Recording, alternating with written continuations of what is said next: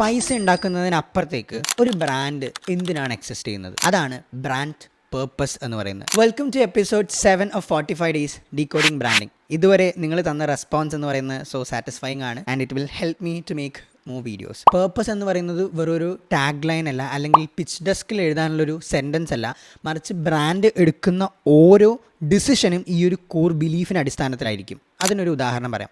1946 ത്രിഭുവൻദാസ് കിഷ്ഭായ് പാട്ടേലും മലയാളിയായിട്ടുള്ള ധവള വിപ്ലവത്തിൻ്റെ പിതാവായിട്ടുള്ള ഡോക്ടർ വർഗീസ് കുര്യനും കൂടെ അമൂൽ എന്ന് പറയുന്ന ബ്രാൻഡ് തുടങ്ങുന്ന സമയത്ത് ഇടനിലക്കാരിൽ നിന്ന് ഡയറി ഫാമേഴ്സ് നേരിടുന്ന എക്സ്പ്ലോയിറ്റേഷൻ ഒഴിവാക്കിക്കൊണ്ട് ഡയറക്റ്റ് ആയിട്ട് അവരിൽ നിന്ന് പ്രോഡക്റ്റ് കളക്ട് ചെയ്യുക എന്നുള്ളതായിരുന്നു അവരുടെ ലക്ഷ്യം എന്ന് പറയുന്നത്. ഇപ്പോഴും അമൂൽ അങ്ങനെ തന്നെയാണ് അവരുടെ റോ മെറ്റീരിയൽസ് കളക്ട് ചെയ്യുന്നത്.